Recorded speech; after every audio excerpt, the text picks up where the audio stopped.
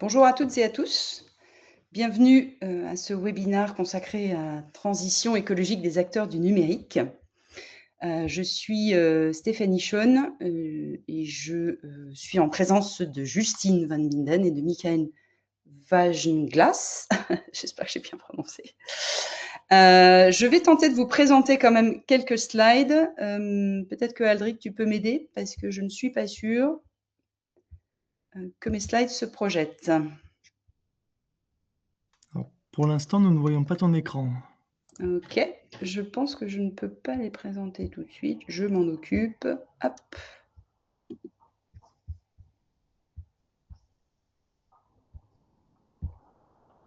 Est-ce que c'est bon? Tout est bon. Parfait, merci Adric. Donc bienvenue à ce webinaire. Nous allons parler de stratégie, nous allons parler de résilience et nous allons parler de soutenabilité. Quelques mots sur l'agenda. Donc on va parler d'enjeux, souveraineté stratégique et mesurer sa résilience, et des sujets d'actualité que vous devez entendre, j'imagine, chaque jour. Quelques pistes pour repenser sa stratégie cloud et software. On va beaucoup s'attacher à cette notion de cloud et de software. Et également parler de pérennité, aborder le contexte réglementaire européen. Et j'aurai un tout petit sondage à la fin à vous soumettre parce qu'on organise avec INRIA Academy un certain nombre de formations sur mesure de très courte durée qui sont relativement techniques et qui peuvent aborder ces sujets en priorité. Rapidement, quelques points sur les prochains événements d'Actantis. Donc, je rappelle, Actantis est le pôle de compétitivité numérique et photonique de la région Sud et Occitanie. Donc, quelques éléments de nos prochains événements que vous retrouvez ici. Conférences sur la cyber et l'IoT. Également WebTech sur les photons liés à quantique. Donc là, on est plutôt côté photonique. Un événement cyber côté toulousain et un événement de networking côté Aixois, le 3 septembre. Je vais immédiatement rebasculer. Est-ce que Justine, je présente vos slides? Oui, je veux bien. Comme ça, Okay. je suis sûre d'avoir un débit acceptable pour le webinaire. Super. Parfait. Est-ce que vous les voyez? Moi, oui. Allez, parfait. Donc, Justine, merci de participer à cet échange pour nous éclairer. Donc, je vous laisserai juste vous présenter pour qu'on connaisse votre parcours et puis Intellectis également par rapport à ce sujet. Et puis, je vous passe la parole. Super, impeccable. Merci beaucoup Stéphanie. Alors je suis ravie d'être là déjà. Merci de consacrer du temps pour écouter ce webinaire. Donc moi, mon parcours, puisque c'est la question que vous avez posée, j'ai fait des études de sciences politiques, notamment spécialisées en géostratégie, défense, sécurité internationale. Mais ça fait, depuis que j'ai terminé mes études, 7 ans que je travaille dans la cybersécurité, le domaine de la cybersécurité et de l'open source. Donc ça, c'est le parcours. Et j'ai contribué notamment au développement d'une société de cybersécurité qui s'appelle Cyberwings.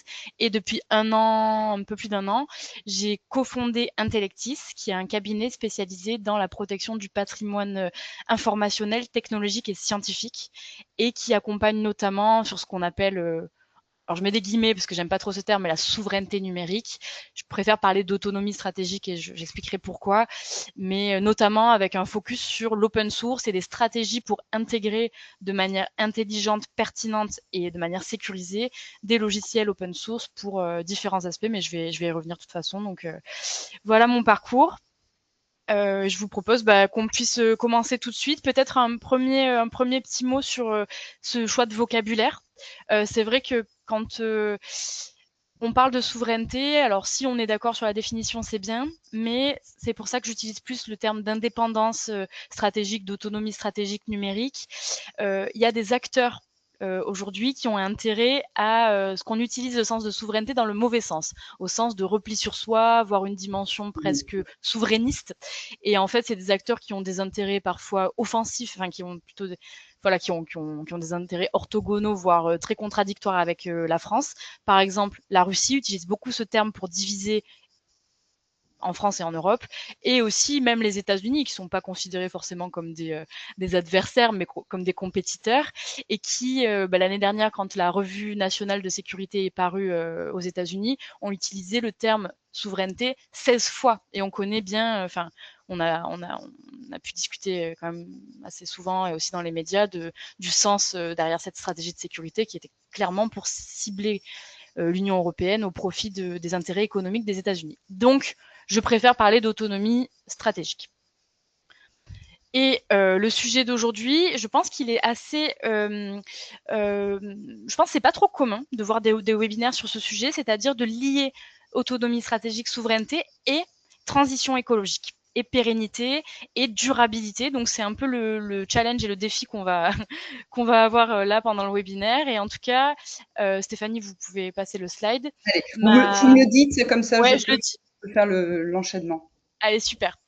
Et en tout cas, ma mission, c'est de montrer que ces termes un peu abstraits, autonomie stratégique, résilience, pérennité, etc., sont en fait des concepts qui peuvent recouvrir des enjeux très opérationnels, immédiats, pour tout type d'organisation, y compris des organisations de petite taille. Et surtout, et c'est ça qui nous intéresse quand on est chef d'entreprise ou quand on est responsable du développement d'une entreprise sur des aspects commerciaux ou techniques, des leviers de performance économique, énergétique, de performance sociétale, et voilà, c'est un peu mon challenge du jour. Donc juste avant de présenter un peu ce fil conducteur là qui est affiché sur le slide, je vais vous demander, si vous le voulez bien, de tenter une mise en situation. Alors peut-être que c'est une expérience vécue, mais pour ceux pour lesquels ce ne serait pas le cas, je vous demande un peu cet exercice, de vous glisser dans la peau d'un DSI qui découvre quasiment du jour au lendemain que les licences du logiciel VMware, donc logiciel très connu de virtualisation qui aujourd'hui, dans tous les SI un peu matures, on utilise de la virtualisation, et notamment VMware qui est un acteur dominant. On a aussi Hyper-V de Microsoft, mais bon. Et donc ce DSI découvre du jour au lendemain que le coût des licences de VMware a explosé. C'est allé jusqu'à x10 après le rachat par la société Broadcom. D'ailleurs, ça me fait penser que ça montre qu'il faut toujours avoir une veille, disons, une lecture géoéconomique et, disons, d'intelligence économique sur ses fournisseurs, sur la supply chain, veiller les mouvements capitalistiques aussi de ses fournisseurs, parce qu'on peut être surpris et ne pas se retrouver dans des situations non anticipées. Ok, donc du jour au lendemain, VMware, les prix font x10. Par exemple, on a un client dans le domaine académique pour qui ça a été le cas. Et qu'est-ce qu'on fait ? Est-ce qu'on peut changer du jour au lendemain de système de virtualisation ? Je pense que techniquement, c'est plutôt complexe. Si on ne change pas, si je ne change pas, quels sont les impacts sur mon activité ? Concrètement, quand j'ai, par exemple dans la recherche, j'ai voté des budgets de recherche qui s'étendent sur 10 ans, 15 ans, et tout à coup, au milieu de ce processus, il y a un grain de sel qui vient se mettre dans la machine, qui vient enrayer ça, et je me retrouve avec des budgets des surcoûts qui n'étaient pas du tout prévus. Est-ce que ma recherche va pouvoir aboutir ? Sur quoi je vais devoir rogner, etc. Donc, c'est des questions qui sont liées à notre dépendance et à une certaine approche de la consommation de software et de cloud. Donc, c'est aussi l'objectif de ce webinaire que de donner des clés pour répondre à ce type de situation, on va dire de la manière la plus la moins dégradée possible. Donc le fil conducteur, et un peu s'il y a un message à retenir pour ce webinaire, ce serait que une stratégie numérique pérenne, soutenable, qui permet de rechercher l'indépendance, mais aussi une forme de conscience vis-à-vis de l'empreinte écologique, etc., c'est 4 piliers. La maîtrise de ses coûts, la maîtrise de la capacité à faire des choix, donc à choisir ses dépendances, donc ce que j'appelle l'autonomie en deux. Parce qu'en fait, on est bien conscient que viser une autonomie totale, c'est illusoire. Dans tous les cas, au niveau du hardware, au niveau des terres rares, au niveau de certains softs très spécifiques, on n'arrivera pas à être 100% autonome, même à l'échelle française, même européenne, voire à l'échelle d'une organisation. Donc, on est conscient que c'est un système qui est très ouvert, mais par contre, il y a quand même la notion de pouvoir choisir ses dépendances, d'en être conscient, de les mesurer, d'évaluer leurs risques et de pouvoir éventuellement basculer d'un système à un autre le jour où on estime que le risque qui est pris avec une dépendance est trop grand par rapport à notre activité, par rapport au type de concurrence qu'on peut avoir, par rapport à différents risques. Troisième pilier, évidemment, c'est réduire son empreinte. Alors, ces piliers, ce qui est intéressant, c'est son empreinte écologique, son empreinte carbone. Ce qui est intéressant sur ces piliers, c'est qu'ils sont aussi vrais à l'échelle micro qu'à l'échelle macro. Globalement, si on prend en compte l'impact sociétal, éthique, si on prend en compte les générations à venir, quel est le sens d'avoir une activité qui ne permettra pas de continuer à vivre dans des conditions normales, souhaitables dans une génération, 2 générations, au niveau macro. Et au niveau micro, quel est le sens d'avoir une activité ou de faire des choix qui aujourd'hui vont me handicaper plus tard? Notamment, on va le voir en détail par la suite, mais la dépendance numérique, l'enfermement dans des environnements spécifiques de certains éditeurs propriétaires. Alors, je ne vais pas toujours taper sur les GAFAM, mais globalement, c'est souvent des acteurs extra-européens dominants, ultra dominants sur le marché. Donc cet enfermement, il conduit souvent à être obligé d'adopter des pratiques d'achat, de consommation, qui sont orthogonaux, voire complètement contradictoires avec la préservation de l'environnement et avec la réduction de son empreinte carbone. Par exemple, on peut être amené à devoir surdimensionner du matériel, donc acheter plus, parce que le soft l'exige, parce que l'éditeur de soft l'exige pour différentes raisons. Mais je vais y revenir. Et enfin, le dernier pilier, c'est d'investir dans les compétences. Donc dans la ressource humaine et dans le savoir-faire des collaborateurs ou des partenaires avec qui l'on travaille. Dans un monde où la technologie évolue très vite, il n'y a rien de mieux que d'être capable d'investir sur la capacité de nos collaborateurs et de nos partenaires à s'adapter, à se former, à prendre les technologies, à être flexible avec tout ça.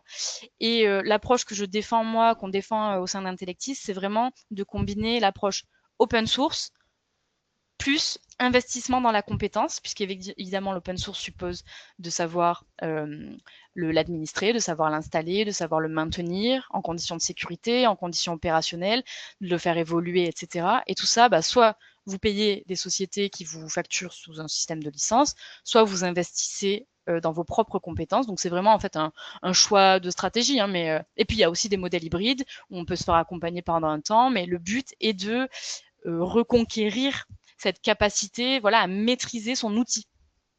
C'est vraiment la logique de maîtrise qui est au cœur de cette stratégie que je défends. Et pour présenter très rapidement le Liberty Score. Liberty Score, c'est une méthodologie qu'on a déposée par Intellectis, mais qui va être mise en open source. Donc, le diagnostic, les questions seront complètement libres et vous pourrez y avoir accès. Et c'est un diagnostic qu'on fait gratuitement aujourd'hui, mais qui permet un peu sur le modèle du Nutri-Score d'évaluer justement ces 4 piliers et d'arriver à évaluer de manière assez facile et aussi d'un point de vue très pédagogique et pour sensibiliser aussi des dirigeants, pas que les techniciens. Donc d'évaluer le niveau de notre dépendance et le coût de cette dépendance. Le coût financier et le coût écologique également. Ce qui permet ensuite d'objectiver finalement cette dépendance et de donner ensuite des billes et des arguments et une façon pour évidemment améliorer le score et diminuer nos dépendances, gagner de l'autonomie et des marges de manœuvre financières. Stéphanie, vous pouvez changer de slide. J'avance. Est-ce qu'il y a des questions? Je laisse Aldric nous dire s'il y a des questions. Vous avez un module questions, je ne l'ai pas précisé au départ. Posez vos questions au fil de l'eau. On les surveille, vos questions, et on les prend au fil de l'eau également. Super. N'hésitez pas, Stéphanie, à m'interrompre si j'ai pas vu des questions. Enfin, en tout cas, voilà. En tout cas, Aldric fera le job. Moi, j'avais juste une petite question, je me permets. Liberty Score versus indice de résilience numérique, peut-être que vous allez en parler après. Absolument. J'en parlerai sur en fin de webinaire pour en fait au moment où je présente un peu l'approche pragmatique. Maintenant, qu'est-ce qu'on fait? Je présenterai les différentes méthodologies d'évaluation de cette dépendance. Là, j'en parle parce que c'est vraiment en lien avec les piliers que je présente en fil conducteur, mais on y revient. Parfait. Super. Donc, on peut passer sur la partie, voilà, très bien, constat. Donc, j'ai pris au début de ce webinaire, j'ai pris le postulat qu'on était dépendant. Mais je vais quand même essayer de le démontrer, même si je pense que l'actualité et puis nos conversations dans le monde économique et dans le monde du numérique tournent beaucoup autour de ça. Le constat, donc surtout dans le domaine cloud et software as a service, c'est une dépendance qui est massive. Au niveau européen, on chiffre ça à 264 milliards d'euros par an, ce qui correspond à peu près à 80% des achats de logiciels et de cloud des acteurs européens qui partent aux États-Unis. In fine, on va dire, In parce qu'ils fine. ont aussi dit, voilà, in fine, à la fin de la In fin, fine, puisqu'ils la ont valeur, ouais. leurs équipements en Europe, hein, pour la plupart. Oui, tout à fait. Qui est au profit d'acteurs de nationalité, enfin extra-européens, même si ils ont effectivement des entités qui peuvent être localisées sur le sol européen. Je m'étends pas trop sur la dimension européenne parce que Michael fera justement un focus dessus une fois que j'aurai terminé. Mais bon, le constat, c'est que au niveau européen, on est quand même, il y a une vraie déperdition financière au profit notamment des États-Unis. Alors dans d'autres pays du monde, c'est plutôt au profit de la Chine, mais nous en Europe, on a quand même ce regard vers l'Ouest qui est clair. Et à la limite, bon, si ce constat c'était de dire on dépense beaucoup vers les États-Unis, mais on a des perspectives qui s'améliorent, bon, avec en parallèle une industrie française, européenne qui se développe et des achats qui se réorientent. Ok, le problème c'est que en plus de cette dépendance, il y a des projections qui sont plutôt négatives, puisque on anticipe 12% d'augmentation encore de ce chiffre par an. Et on ajoute à ça une inflation subie parce que ces licences, le prix de ces licences vers des fournisseurs cloud et SaaS augmente chaque année à environ de 10%. Donc on est vraiment dans une logique où ça va coûter de plus en plus cher. Et ça, je le présente au niveau macro. Donc c'est la source, c'est le rapport Asterès pour le SIGREF qui a été assez commenté l'année dernière. Mais ça, au niveau macro, ce qui est intéressant, c'est de se l'approprier au niveau micro, au niveau d'une entreprise. C'est-à-dire, imaginons, faisons le parallèle avec un DPE, quand on évalue la performance énergétique d'une maison. En fait, on a des flux très importants qui partent dans la nature. Alors, pas vraiment dans la nature, là, c'est au profit d'éditeurs américains, mais c'est autant de flux qui pourraient être utilisés. Donc, c'est de l'argent, hein, c'est de la capacité d'achat, de la capacité d'investissement qui pourrait être utilisée justement pour du matériel, pour de la compétence, pour de la formation. Si on le combine intelligemment avec de l'open source le code, vous payez pas pour le code open source, hein, vous le récupérez. Par contre, vous payez pour un ensemble de services qui va autour. Vous renversez le modèle. Donc, je dis pas qu'il faut abandonner l'ensemble de ces fournisseurs, de ces éditeurs. Il y a des éditeurs dans certains domaines très niches ou pour certains logiciels métiers, etc., qui sont pas encore remplacés. Mais il y a une majorité de logiciels, on va dire collaboratifs, bureautiques, visio, etc., qui aujourd'hui ont leur équivalent en open source. Et c'est vraiment en fait une capacité financière qui est récupérée. On peut passer, s'il vous plaît, Stéphanie, sur le slide suivant.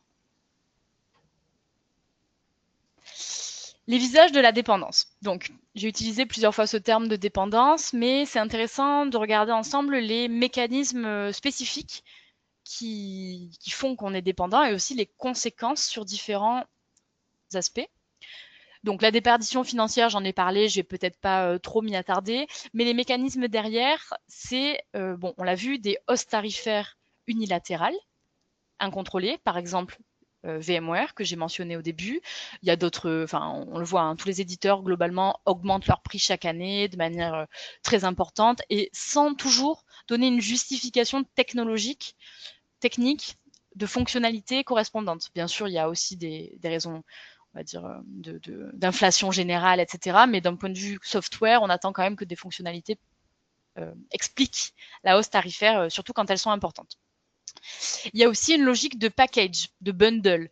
On paye souvent pour des fonctionnalités qu'on n'a pas demandées ou qu'on n'utilise pas. Je pense qu'aujourd'hui, c'est chiffré, c'est documenté, il y a des sources qui démontrent qu'on utilise jamais plus de 60-70% des fonctionnalités d'une suite logicielle qu'on acquiert et voire beaucoup moins que ça. Je suis optimiste, je pense, quand je parle de 60%.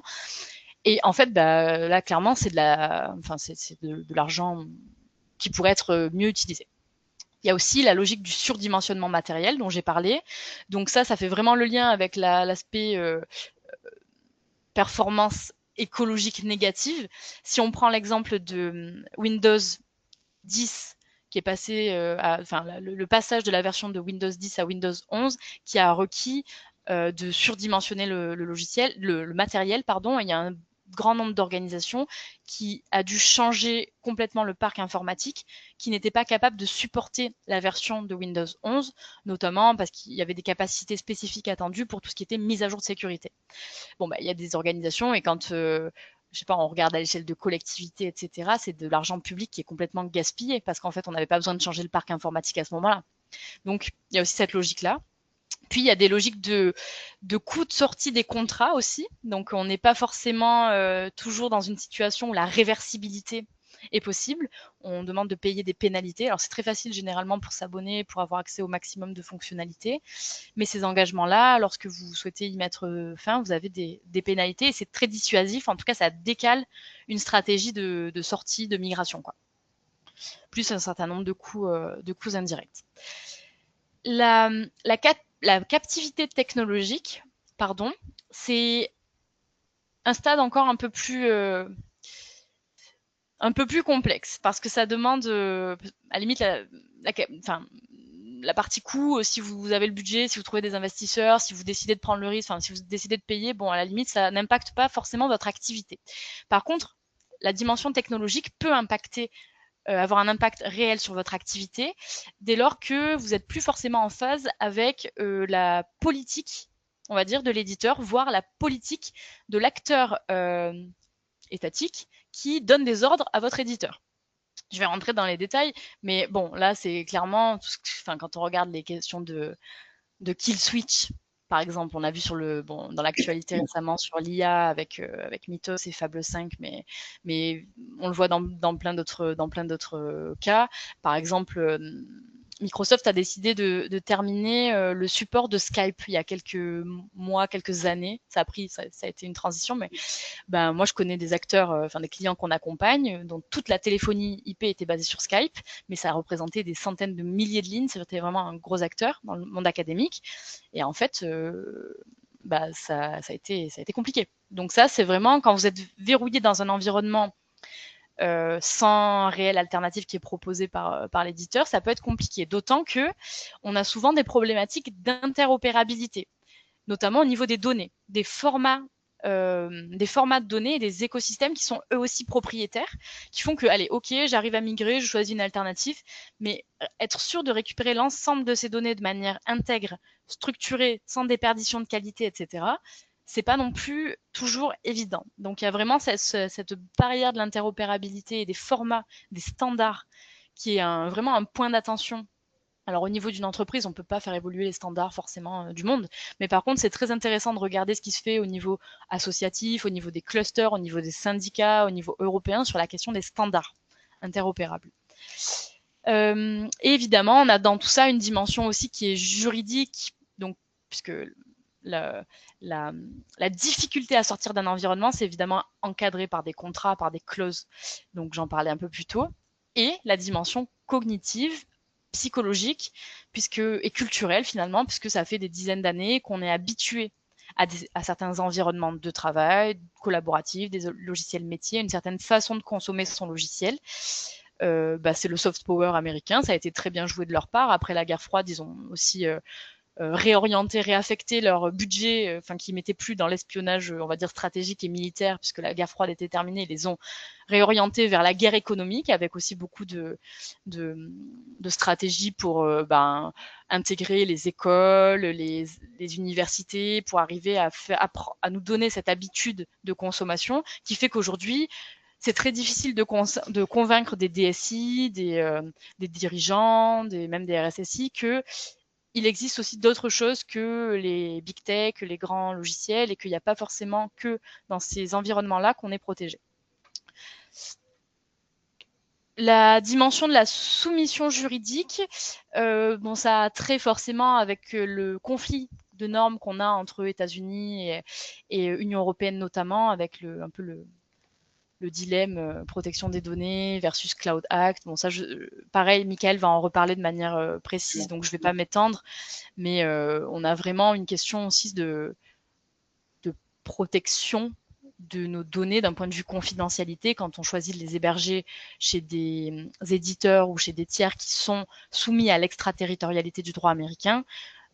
On s'expose en conscience et on fait le choix de donner l'accès à ces données-là à potentiellement des acteurs qui sont concurrents sur certains marchés. C'est pas vrai pour tout le monde, hein. Il y a des secteurs d'activité où il n'y a pas de concurrence spécifique avec les États-Unis, ou alors au contraire, il y a une collaboration telle qu'il n'y a pas d'enjeu de confidentialité particulière sur ces données qui seraient mises dans un cloud, etc. Il y a d'autres secteurs, notamment dans l'industrie, dans l'énergie, dans l'aviation, dans plein de choses, et aussi tous nos laboratoires de recherche et développement, où on est complètement en compétition. Et en fait, il faut savoir aussi préserver ce patrimoine scientifique, technologique et informationnel, et donc c'est l'objet d'Intellectis. Toujours pareil, hein, si vous avez des questions, vous me N'hésitez dites. pas à poser les questions au fil de l'eau. Hein. On y répondra de manière spécifique. Ok, on peut passer. Allez. Je reviendrai après sur la dimension écologique, c'est pour ça que je... On reconnaît un juge pardon, de la Cour européenne de justice, non? Cour pénale internationale. Cour pénale internationale. Ouais, je voulais donner juste ces illustrations pour compléter un petit peu le propos précédent. Donc, commençons par le juge Guillou. Le juge Guillou, si vous ne le connaissez pas encore, ça ne tardera pas à mon avis, mais c'est un juge français de la Cour pénale internationale qui a fait son travail et demandé des sanctions à l'encontre notamment de Benyamin Netanyahou, peu importe. Il a fait ça et ça n'a pas plu aux États-Unis. Donc, à la suite de cette décision qu'il a prise, l'administration américaine a demandé à l'inscrire sur la liste noire des personnes terroristes, enfin qui représentaient un danger pour la sécurité nationale des États-Unis. Et de ce fait, de manière quasiment automatique, tous ces accès à moyens de paiement américains, système interbancaire, donc SWIFT américain, Visa, Mastercard, ont été coupés. Plus tous ces accès à des éditeurs, enfin des solutions numériques américaines, fournies par des acteurs américains. Donc en fait, ce monsieur ne peut plus vivre, il ne peut plus commander à manger, il ne peut plus voyager, il ne peut plus payer, il ne peut plus...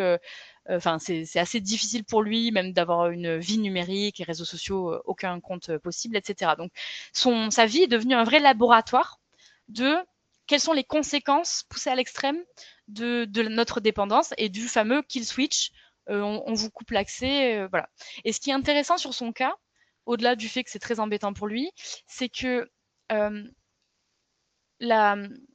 conditions de vie sont tellement horribles aujourd'hui que désormais, le simple fait pour des acteurs dominants de menacer quelqu'un de lui couper tous ses accès, comme l'a été le juge Guillou, est dissuasif et donc peut influer sur votre façon d'exercer votre métier. Je pense à des parlementaires, à des ministres, à des cadres de grandes entreprises, à des juges, etc.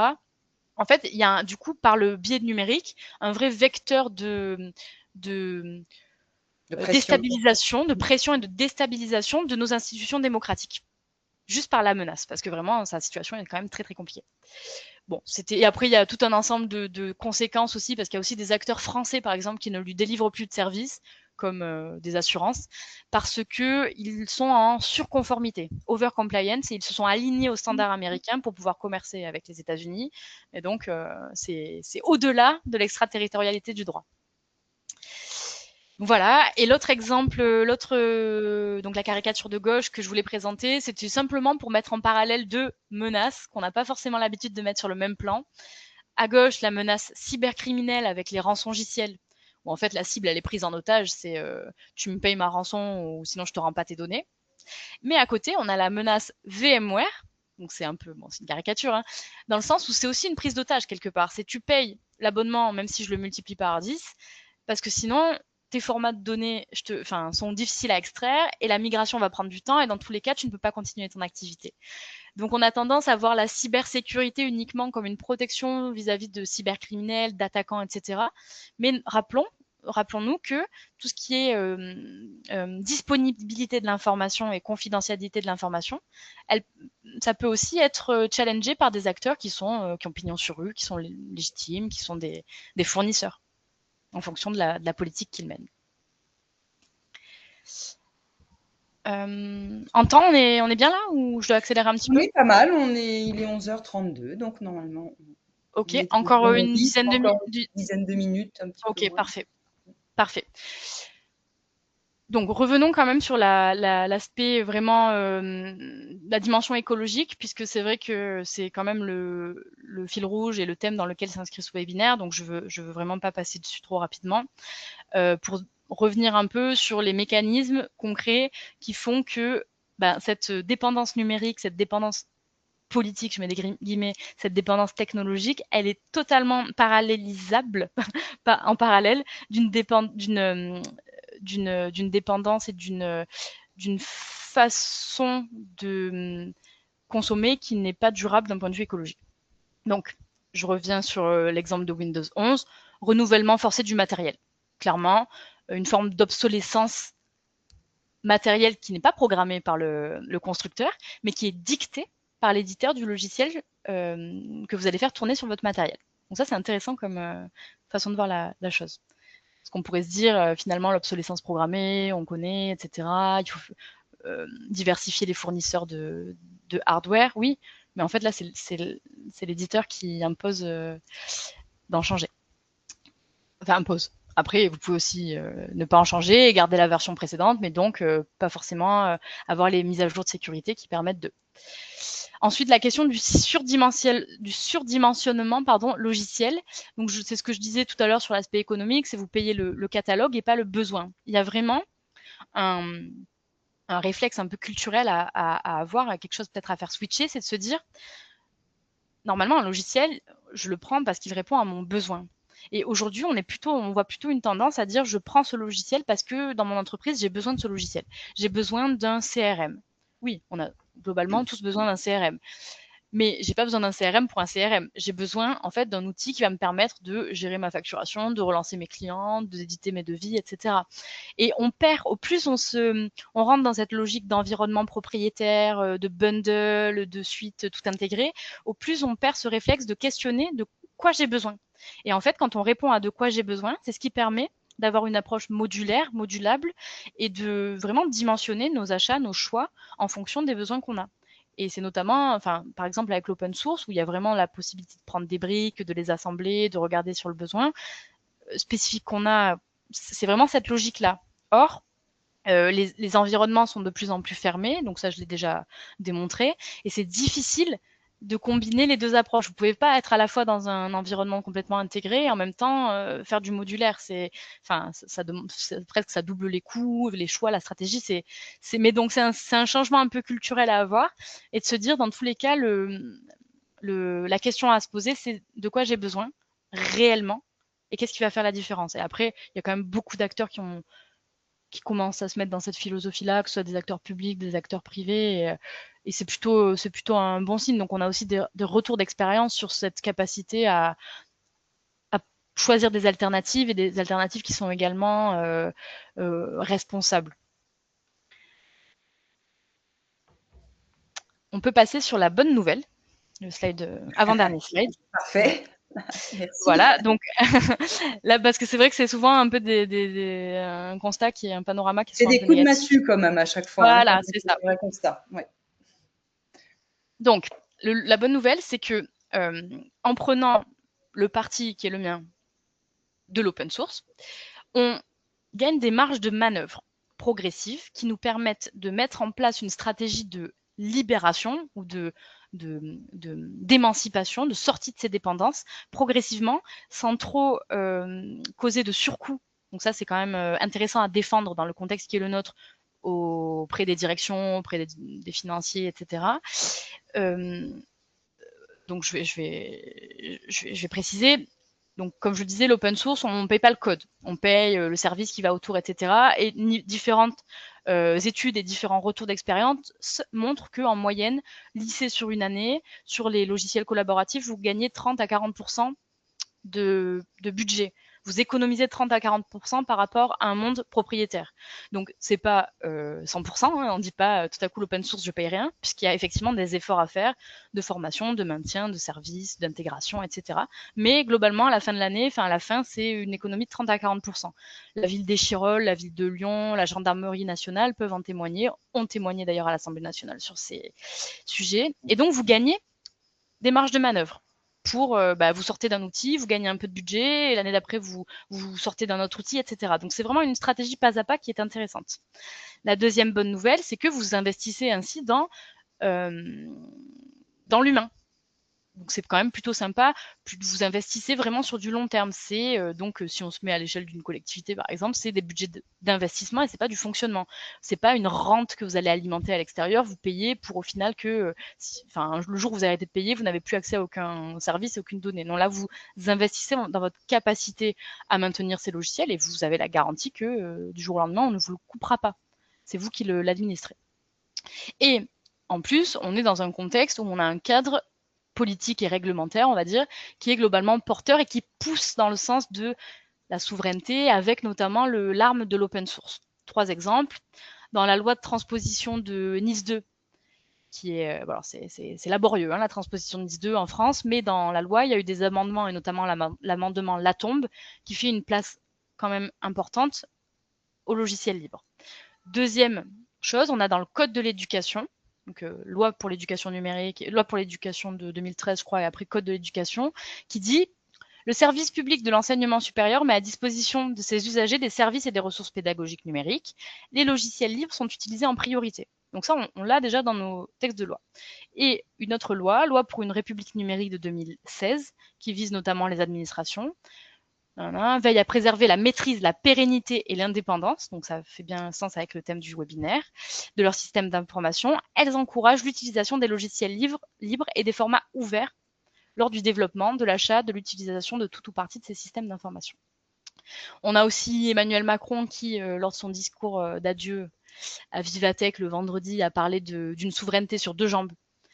Une filière locale française européenne musclée et l'open source. Donc voilà, on est quand même dans un environnement où tout pousse vers ça, où on ne sera pas le vilain petit canard si on choisit un logiciel open source plutôt que Microsoft. Si un jour il y a un bug, il y a un problème, on ne se fera pas taper sur les doigts parce qu'on est sorti un peu du truc standard ou des sentiers battus. C'est vraiment, voilà, on n'est plus tout seul et c'est une logique qui a tendance à s'instaurer dans de nombreux écosystèmes. Donc pour terminer, Stéphanie, on peut passer. Je proposais une approche un peu pragmatique, où vraiment, en fait, là, aujourd'hui, vous êtes dirigeant d'entreprise, vous êtes cadre dans une entreprise, vous êtes en charge du système d'information d'une entreprise. Je fais comment? Comment vous faites? Déjà, prioriser, notamment en se focalisant sur les activités essentielles et sur les risques. Ça, c'est comme dans tout standard, l'ISO 27001, NIS 2 reprend aussi cette approche par les risques. On ne va pas commencer à migrer des logiciels qui sont très utiles pour nous, mais pour lesquels on a très peu de licences, donc qui ne nous coûtent pas trop cher, ou on ne va pas migrer des choses où l'information n'est pas forcément sensible. Donc, on va vraiment se concentrer en priorité sur les activités critiques. Comme ça, on peut aussi séquencer.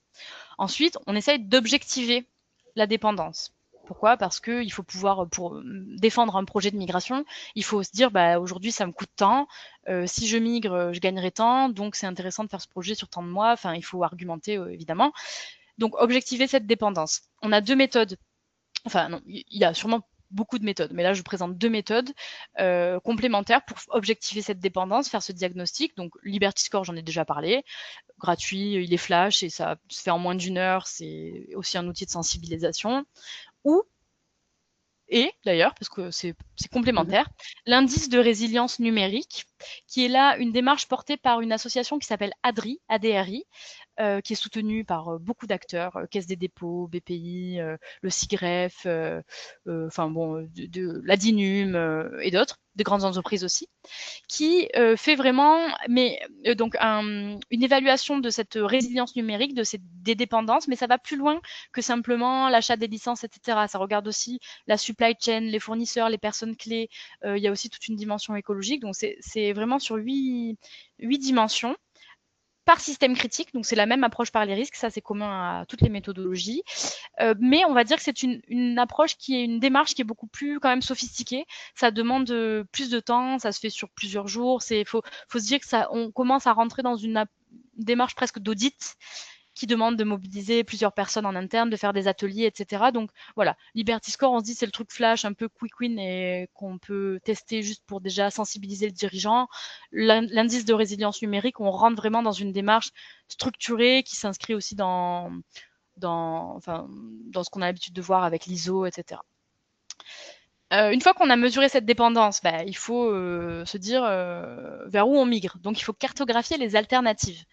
Chez Intellectis, on a cette appétence pour l'open source, donc on travaille avec nos clients pour leur faire des cartographies d'alternatives qui sont crédibles, puisque pas tout est à prendre dans l'open source. Il y a aussi des choses moins bonnes, moins sécurisées, avec des communautés moins actives, pas résilientes, etc. Donc il y a vraiment tout un ensemble de critères qu'on regarde.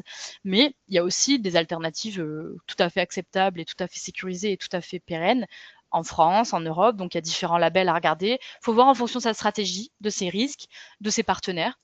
Et voilà, mais il faut savoir cartographier les alternatives en amont pour être capable de dessiner la trajectoire. Et ensuite, migrer progressivement. Donc, c'est ce que j'expliquais juste un peu plus tôt, en disant chaque marge de manœuvre que vous allez gagner en migrant un système va vous permettre de réinvestir notamment dans le prochain système à migrer. Et ça, après, on retombe dans de la gestion de projet, etc. Mais l'avantage qu'on a avec la souveraineté numérique, c'est que c'est un des domaines où on n'est pas forcément obligé d'augmenter les coûts. Si on fait la stratégie open source, on peut en fait autofinancer sa migration. Et c'est pas vrai dans beaucoup de domaines. Par exemple, dans la cybersécurité, c'est souvent vu comme un surcoût, même si en vérité c'est indispensable. Mais cet argument du coût nous est toujours opposé. Là, on peut s'en sortir en termes d'argumentation. Voilà, j'ai terminé pour ça. Juste une ouverture, si vous me le permettez, un conseil de lecture. Ouais, un conseil de lecture, donc Ouvertarisme de Yann Léchel, qui est le cofondateur du fameux IRN, Indice de résilience numérique, et c'est l'ancien directeur général de Scaleway, par exemple, c'est un homme très brillant, et qui a fait tout un livre sur justement cette notion d'open source, mais il va au-delà. Il parle des standards ouverts, de l'open science, des standards ouverts, de tout ça, des open weight aussi pour tout ce qui va être IA. Et il le replace aussi dans une dimension philosophique. Et lui, sa thèse, c'est de dire que l'open source, c'est une arme tactique pour les challengers que nous sommes, pour venir essayer de gagner des marges de manœuvre justement face aux big tech qui ont une avance considérable. Et là, aujourd'hui, si on garde les mêmes logiques, on va pas forcément arriver à revenir au niveau. Donc, c'est intéressant comme thèse.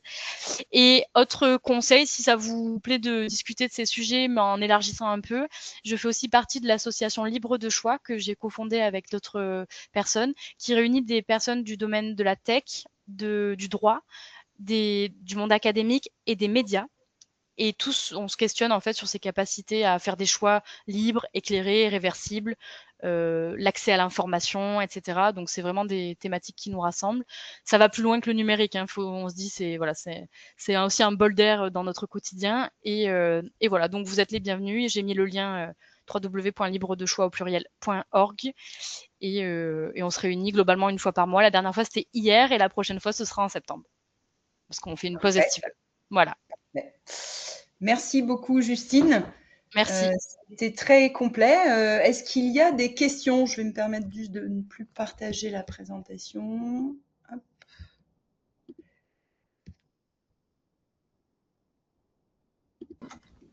Est-ce qu'il y a des questions dans l'assistance? Je ne sais pas, Aldric, si tu as… Alors, dans le module questions, il n'y en a pas. Okay. Et je n'ai pas l'impression de voir des mains levées pour l'instant. Okay. Justine, moi, j'ai juste une petite question. Alors, notre public, normalement, c'est plutôt des entreprises qui développent des solutions, des produits, que ce soit du soft, du hard ou du web. Et en général, ils utilisent pas mal, de ce que je sais, quand même, des solutions ou des outils open source. Okay. Ça veut dire qu'il faut qu'ils soient encore… vous parlez de compétences et tout ça, donc je me dis toujours… On est en train de se dire, plus personne, on n'a plus besoin de former des codeurs, on n'a plus besoin de former des programmateurs, l'IA va tout faire. Là, je rejoins un peu l'actualité de l'IA. Mais en fait, le message, c'est totalement l'inverse, non? Parce que il me semble que si on veut continuer et vraiment aller vers un début de quelque chose qui ressemble à de l'autonomie, j'espère qu'on y arrivera un jour, la clé, et je rebondis sur ce que vous avez dit, c'est la formation, c'est la compréhension. C'est pas uniquement spécifique, j'imagine, à l'open source, mais ça veut dire quand même beaucoup d'investissement. Hein. Alors, pas en payant une facture de consommation de quelque chose ou une licence, mais en investissant beaucoup sur les personnes.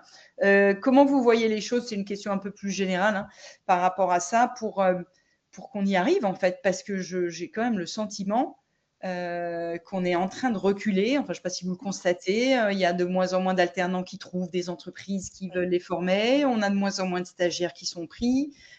J'élargis volontairement un tout petit peu rapidement. Tout à fait. Bah, c'est vrai. C'est vrai. Moi, c'est aussi le message positif que je porte, c'est cette façon de voir les choses permet d'investir donc dans l'humain, dans la formation, dans la compétence. Et l'IA, alors nous, on le voit en interne, on développe aussi beaucoup de choses, etc.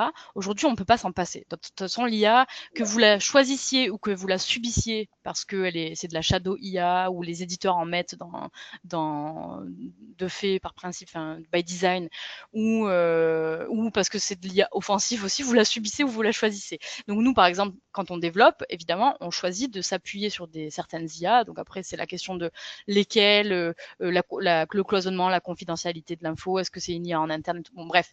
Mais c'est une vraie aide pour faire certaines choses, d'ailleurs, que même des humains ne pourraient pas faire. Quand je prends juste une parenthèse sur la question de la cybersécurité, tout ce qui va être veille de sécurité, regarder les logs, etc. Je connais aucune personne physique qui va vouloir regarder les logs pendant 8 heures d'affilée en parallèle sur différents systèmes pour voir s'il y a quelque chose qui est étrange, alors qu'une IA pourrait le faire. Bon, je referme la parenthèse. Ce qui veut dire quand même que, vous avez raison, il y a pas mal de personnes qui pensent qu'on peut se passer des juniors. Parce qu'on a besoin des compétences seniors, parce qu'il faut savoir faire un design de code, il faut savoir relire un code, il faut savoir architecturer un développement, etc. Plutôt compétences seniors avec de l'expérience. Quelqu'un pour développer comme ça, on peut le faire à une IA. Le problème, c'est que génération après génération, les seniors vont partir à la retraite et qui va remplacer les seniors actuels? Donc, il y a vraiment un enjeu de continuer à former, mais peut-être pas de la même façon qu'on formait avant au développement, hein, mais avec de l'IA, et en tout cas, il y a ça. Donc effectivement, l'open source ou le monde propriétaire, c'est pareil, hein, les deux sont concernés sur la question du développement. Ouais, exact. Donc oui, je pense qu'il y a vraiment... Ah oui, et sur l'IA, quelque chose d'important quand même, c'est que le modèle économique de l'IA aujourd'hui, grand public, qui est commercialisé par les clouds, les ChatGPT, etc., ils se cherchent quand même. Donc, on n'est pas non plus à l'abri que du jour au lendemain, le prix des tokens, et c'est déjà en train c'est déjà le cas, explose, ou que on n'ait plus accès exactement au modèle dont on avait besoin pour développer correctement, etc. Et là, par contre, vous devenez vraiment dépendant. Si vous savez plus développer, vous n'avez plus de seniors, vous n'avez pas formé vos juniors, et votre IA, elle est coupée ou elle est trop chère, on ne développe plus. Donc, c'est un équilibre subtil. Hein. Il faudra faire avec l'IA, mais ne jamais oublier de garder, et ça, c'est une question de résilience et d'autonomie, de garder une compétence interne un jour. Si on n'a plus accès à ces IA-là. Voilà, ma réponse. Merci Justine. On a une petite question, on va essayer d'aller vite. Donc, on a une question. Bonjour et félicitations Justine. Quelles sont vos recommandations pour informer les entreprises des forces de cette transformation numérique au cœur de la crise économique actuelle? Alors, c'est une question un peu large, on va dire. Ouais. Pour informer, donc pour sensibiliser, pour diffuser le message. Oui, les recommandations pour informer les entreprises des forces de cette transformation numérique au cœur de la crise économique. Ok, bon, c'est un peu tout ce que j'ai essayé de faire là pendant ce webinaire. Je dirais de capter les arguments principaux sur le plan financier, notamment, les arguments qui vous paraissent les plus pertinents, et d'essayer de diffuser au maximum. Donc, il y a il faut avoir envie de regarder des heures et des heures d'audition, mais il y a eu une commission d'enquête à l'Assemblée nationale sur ces questions-là de vulnérabilité, de dépendance structurelle de la France. Donc, vous avez 60 ou 70 heures, voire plus 100 heures d'interview des acteurs les plus en pointe sur ce sujet, grands chefs d'entreprise, acteurs publics, aussi les GAFAM qui ont été interrogés, vraiment une centaine de personnes, présidé par le député Latombe, et c'est très instructif. Donc ça donne une base solide en tout cas pour argumenter. Après nous, c'est l'objet du Liberty Score et c'est pour ça qu'on l'a fait de manière, sur le modèle du Nutri-Score parce que c'est assez pédagogique, c'est assez ludique et c'est facile. On va essayer de diffuser cette information au maximum. La reco, c'est utiliser le Liberty Score. Si on fait une reco simple, en tout cas, au moins aller se questionner.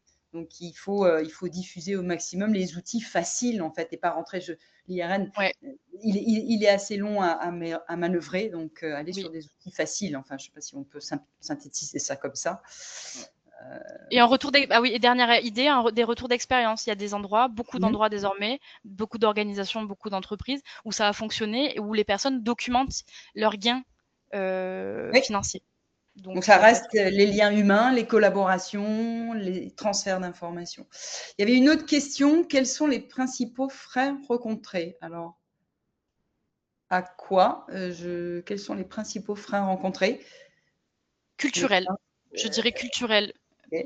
Je pense frein vis-à-vis migration open source. C'est souvent la question oui, ça doit être ça. Culturel, oui, oui, culturel parce qu'on ne veut pas prendre de risques, ou on se dit qu'on n'aura peut-être pas les moyens, les compétences, la capacité à manœuvrer ce projet, et donc on reste stuck dans ce qu'on maîtrise finalement. C'est potentiellement ça. Enfin, j'imagine, c'est pareil, peut-être Michael nous en parlera, dans la cyber, c'est aussi ça. On n'essaie pas de prendre trop de risques, hein, on minimise au plus possible le risque, et du coup, on se dit que si on maîtrise un peu et que c'est bien documenté, qu'il y a un bon support et qu'on paye la licence, peut-être qu'on est sûr de ce qu'on a par rapport à ce qu'on pourrait fabriquer nous-mêmes. J'imagine que ça peut être ça. On va accélérer parce que je sens qu'on est un peu dans le décalage. Merci beaucoup, Justine. Je passe la main à Michael. Donc, Michael, normalement, je peux vous passer la main. Je vais tenter. Alors, pour l'instant, je ne peux pas partager, mais sinon... Je vous présente. Je vous dis, oui, voilà. Présentateur, ça devrait le faire normalement. Ok. Est-ce qu'on voit mon écran? Oui. Allez, parfait. Super.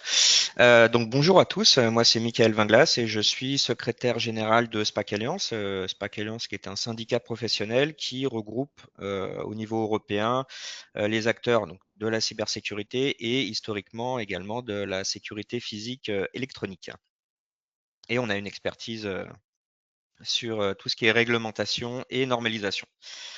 Et aujourd'hui, du coup, on va voir également tout ce qui est souveraineté et autonomie stratégique sous le prisme de la réglementation européenne. Alors, depuis 2016, l'Union européenne elle structure sa souveraineté numérique, souveraineté en matière de numérique et de sécurité à travers justement un cadre réglementaire qui est assez fourni. Alors, j'utilise le terme de souveraineté, même si Justine n'est pas fan de ce terme, parce que c'est clairement l'ambition, la souveraineté de l'Union européenne. Mais là où Justine a raison, c'est que il faut faire attention à l'utilisation de ce terme. C'est peut-être pas forcément le meilleur d'ailleurs, dans le sens où souveraineté, c'est égal indépendance. Et aujourd'hui, personne n'est indépendant, complètement indépendant des technologies étrangères, extra-européennes. Et ça, c'est pas moi qui le dis, c'est Vincent Strubel qui est le directeur de l'ANSSI. Par contre, il y a des leviers d'action qu'utilise l'Union européenne. Et parmi ces leviers d'action, il y a justement la priorisation, prioriser tout ce qui est autonomie stratégique. Et ça passe par, entre autres, élever les niveaux de sécurité au niveau européen, de cyber et de sécurité au niveau européen, et surtout harmoniser tout ce qui est schéma de certification au niveau européen. Parce qu'aujourd'hui, chaque pays a ses propres certifications et du coup, c'est compliqué à monitorer. Et quand on parle des schémas de certification européens, alors il y a le CSA. Le CSA, c'est le Cyber Security Act. C'est un règlement européen qui a été publié en 2019 et qui donne mandat à l'ENISA, qui est l'agence de cybersécurité européenne, de construire justement ce paysage de certification européen, que tous les pays puissent avoir les mêmes certifications et que je passe une certification en France, elle vaut également en Allemagne ou en Italie, ou etc. Il y en a plein, il y a plein de sujets, mais il y a 3 priorités pour l'ENISA. il y a le UCC, donc qui est l'European Union Common Criteria Based on Cyber Security Certification Chain. C'est plutôt très axé même cybersécurité, c'est pour les puces. En règle générale, c'est beaucoup utilisé pour les puces. C'est le seul aujourd'hui schéma de certification européen qui a été publié. Il y a la 5G également, un schéma de certification sur 5G qui suit son cours, et il y a le UCS, qui est donc un schéma de certification de cyber sur tout ce qui est service cloud. Et c'est sur celui-là qu'on va faire un petit focus parce que c'est un très bon exemple des difficultés qu'on peut avoir avec cette ambition de développement de cette souveraineté, de cette autonomie stratégique et versus la réalité. Parce qu'aujourd'hui, on a les services cloud, hein, c'est trois leaders américains. C'est 65% du marché et comme l'a dit Justine, c'est 80% des dépenses à notre niveau hein, qui partent justement sur le marché américain. Alors, qu'est-ce qu'on fait pour se protéger de cette situation? Parce que là, clairement, c'est 80% de sociétés qui sont dépendantes du coup du marché américain sur la partie cloud. Toutes les données, c'est 80% des données qui peuvent être consultées par l'administration américaine et quid également des coupures des coupures du service qui peut subvenir. Donc clairement, on est complètement dépendant des États-Unis sur ce point précis. Alors qu'est-ce qu'on fait pour se protéger Alors au niveau de la France, sur la partie cloud, l'ANSSI a mis en place un schéma de certification qui s'appelle le Secnum Cloud et qui va avoir évidemment des exigences en matière de sécurité, de cyber hein, sur le service lui-même hein, de cloud et également des exigences en termes de souveraineté pour justement se protéger pour protéger les données et assurer une continuation de service. Ça, c'est au niveau français. Je l'ai dit, le problème de l'Europe, c'est que il y a beaucoup de schémas de certification nationales. Le but de l'Europe, c'est d'harmoniser un peu tout ça. Donc l'Europe est également dessus avec le UCS dont je viens de vous parler, c'est-à-dire le schéma de certification européen sur tout ce qui est service cloud, qui lui va également avoir des exigences en matière de sécurité. C'est le but premier hein, de ce schéma-là. Et alors, un schéma de certification européen, c'est toujours en 3 niveaux. Il y a des niveaux basiques, substantiels et élevés. D'accord?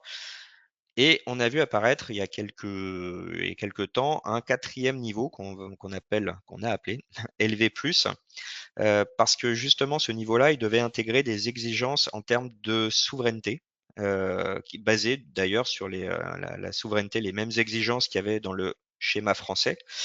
Et depuis début d'année, ce schéma-là, tout ce qui est exigence de souveraineté ont été définitivement abandonnés pour des raisons essentiellement politiques. Alors, du coup, je reviens à la question qui avait été posée, c'est quelles sont c'était quoi la question? C'était quelles sont les contraintes? La dernière question qui avait été posée. Le principal frein. Voilà, les principaux freins. Donc les principaux freins, ils sont évidemment culturels, ils sont également politiques de mon point de vue. Parce que là, clairement, cette partie-là, tout ce qui est souveraineté a été abandonné sur le schéma EUCS pour des raisons essentiellement politiques, pas que, mais essentiellement politiques. Donc là, on peut légitimement se poser la question, souveraineté européenne, autonomie stratégique, est-ce que c'est une utopie? Eh ben, de mon point de vue, non. Parce que, alors, on l'a vu au niveau national et au niveau français, en tout cas, on a des mesures, des actions, même si c'est pas magique, on a quand même des initiatives qui sont qui ont été mises en place pour protéger les données et assurer une continuité de service. C'est le Secnum Cloud dont j'ai parlé. Et même si, du coup, le schéma de certification européen sur tout ce qui est service cloud la partie souveraineté a été plus ou moins abandonnée, ça ne veut pas dire que on abandonne tout. Il y a d'autres initiatives européennes qui sont en train de se mettre en place pour justement intégrer cette notion de souveraineté, notamment sur le cloud. Donc il y a le CADA, donc Cloud and AI Development Act, qui lui est un texte beaucoup plus un texte de politique stratégique et industrielle qui va lui pousser, faire la promotion des capacités de l'Europe à développer ce secteur-là. Et également, du coup, l'idée, c'est d'intégrer des notions de souveraineté européenne à l'intérieur de ce texte. Donc l'idée, c'est d'utiliser ce texte comme un véhicule politique pour intégrer la notion de souveraineté européenne et d'autonomie stratégique. Et il y a également le CSF, le Cloud Sovereignty Framework. Ça, c'est pas un règlement, c'est pas une directive, c'est plus un référentiel d'évaluation, mais qui est vraiment promu par l'Union européenne pour intégrer dans les appels d'offres, et c'est pour justement voir à quel niveau on se situe au niveau de la souveraineté européenne des services cloud qu'on utilise. Et donc pour répondre à la dernière slide avec la question qu'est-ce qu'il faut que je fasse moi en tant qu'entreprise française pour justement pour aller vers l'autonomie stratégique et la souveraineté, c'est déjà de suivre tout ce qui est recommandations de l'ANSSI et d'utiliser même des certifications, d'utiliser des solutions qui soient certifiées ou certifiables par l'ANSSI, parce que oui, l'ANSSI, il y a beaucoup d'exigences en termes de cyber, mais également des exigences pour protéger les données contre tout ce qui est accès extraterritorial aux données. Et au niveau européen, il y a également se conformer à toute la réglementation. Je l'ai dit, que la réglementation européenne, en tout début de présentation, était assez fournie. Là, c'est même c'est pas exhaustif. Il y en a énormément, donc c'est se conformer à toute cette réglementation-là. Déjà parce que ça va être pour certains obligatoire. Et alors là, on peut voir que c'est essentiellement cyber. Avec la NIS 2, le CRA, mais il n'y a pas que des réglementations cyber, il y a également des réglementations qui sont spécifiquement dédiées à tout ce qui est RSE, avec la CSRD, la VSE. Alors, CSRD, c'est pour tout ce qui est rapport extra-financier, plutôt dédié aux grandes entreprises. Il y a le SPR, qui est on va dire une réglementation pour l'éco-conception. Tout ça, c'est en cours. Et la VSME, qui est sortie il n'y a pas longtemps, qui est un référentiel, oui, c'est un référentiel volontaire qui est plutôt dédié justement, vu que la CSRD est plutôt dédiée aux grandes entreprises cotées, là c'est plus pour les PME, les entreprises non cotées, et c'est pour tout ce qui est audit reporting extra-financier. Donc ces trois directives-là, ces trois textes-là sont vraiment dédiés à la RSE. Et deuxième et dernière recommandation pour assurer son autonomie stratégique. Et là, je vais faire le pendant avec ce qu'a dit Justine. Elle a parlé de tout ce qui est open source. Moi, je vais parler surtout d'utiliser des standards, tout ce qui est standards technologiques, standards industriels, des normes, tout ce qui est open technology, parce que c'est ce que pousse aujourd'hui l'Union européenne, pour toutes les raisons qu'a expliqué Justine. Et il y a une autre raison également, c'est, rappelez-vous, en tout début de présentation, je vous ai dit, l'objectif de l'Union européenne, c'est d'harmoniser les schémas de certification au niveau européen. Et pour ce faire, c'est un peu compliqué si on partait sur du propriétaire. C'est-à-dire que si chaque entreprise avait sa propre techno propriétaire, ça ne veut pas dire que c'est pas sécurisé. Par contre, en termes d'évaluation pour faire et de certification, c'est très compliqué, et c'est pour cette raison que l'Europe fait la promotion de tout ce qui est standard pour faciliter justement l'implémentation de ces schémas de certification au niveau européen. Donc clairement, l'histoire va vers le standard et non pas vers la technologie propriétaire. C'est très clair. Merci beaucoup, Mickaël. Je suis désolée, nous sommes un tout petit peu pris par le temps. Il y a beaucoup de questions du coup qui sont arrivées en dernière partie. On n'arrivera pas forcément à les traiter puisqu'on a déjà dépassé le temps. Par contre, on s'engage à les prendre puisque le système enregistre les questions et je les soumettrai donc à Justine et à Michael. Et en fonction, on pourra vous restituer leurs réponses. On va faire comme ça, parce que j'aimerais aborder un tout dernier point, et c'est important de le préciser. On a parlé d'autonomie, de stratégie, de cloud, de soft, de durable, de maîtrise, de confiance. Enfin, tous ces sujets, on les a traités. Et j'aurais juste souhaité partager un tout petit sondage, parce que nous sommes partenaires chez Atlantis de INRIA Academy, qui sait construire et qui co-construit avec nous en fonction des besoins de nos entreprises, c'est-à-dire plutôt les petites, on va dire, plutôt les TPE, start-up TPE, PME, qui sont la majorité, et qui ont peut-être des sujets qu'elles souhaiteraient approfondir en particulier. Et une des questions, c'est ça, de pouvoir manœuvrer, comprendre, avoir des expertises qui sont les chercheurs de l'INRIA, qui vont donner leur point de vue. Et donc, ça se fait sous un format de formation. En général, c'est maximum une journée. Par chance, vu notre partenariat, ces formations sont gratuites pour les entreprises d'Atlantis. D'habitude, elles sont payantes. Là, elles seront gratuites. Donc, je me permets de soumettre ce petit sondage. Alors, je vais tenter avec la machine de vous le soumettre. Je vais soumettre celui-ci. J'espère qu'il s'affichera. Est-ce que vous le voyez? Et c'est le moment où, normalement, vous pouvez voter. Donc, c'est concevoir une stratégie cloud durable. Donc, c'est les architectures hybrides, la réversibilité de la conception, l'open source, bien évidemment, les cas pratiques de migration et d'évolution. C'est un peu ce que disait Justine, mais on l'aborde d'un point de vue très technique, pas spécifiquement côté SI, mais côté produit aussi, quand on développe une solution logicielle. Merci à ceux qui ont voté. Et j'ai une deuxième petite question. Donc, je termine ce sondage. Je vais partager les résultats. Voilà, les résultats qui sont donc une partie oui, une partie non. Et j'ai une deuxième petite question. Le sondage numéro 2. Là, on est plutôt sur IA de confiance pour une autonomie durable. Donc là, c'est les modèles d'IA et les dépendances que ça crée, les open modèles versus les modèles propriétaires, on n'a parlé que de ça tout à l'heure, la gouvernance des données et la maîtrise des modèles, les stratégies européennes et opportunités industrielles. Je le dis un peu vite, mais je peux vous donner tout le détail, bien sûr. Donc, c'est un sujet peut-être un peu plus important, puisqu'on a une petite inversion. Donc, je vous partage les résultats. Voilà, donc plus de oui et moins de non. Parfait. Merci beaucoup pour cette information. Je ferme le sondage. Et merci beaucoup à Justine et à Michael. On est un peu en retard. Ce n'est pas notre habitude. Désolée. Mais on va dire que moi, j'ai eu un petit peu de doute sur mon outil à moi, qui n'est pas un outil open source et qui a évolué récemment. Et puis, effectivement, je pense que c'est tellement important d'aborder ces sujets d'autonomie et aussi via le prisme de la durabilité, en tout cas de la responsabilité qu'on porte.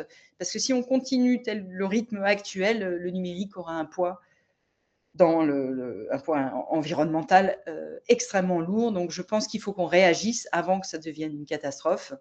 Merci à tous et à toutes. Et nous reprendrons les questions. On les soumet à Michael, à Justine, et on remouline et on vous les renvoie en termes de réponses. Merci à toutes et à tous et bonne fin de journée. Merci aux intervenants et à bientôt. Merci beaucoup. Au revoir. Au revoir.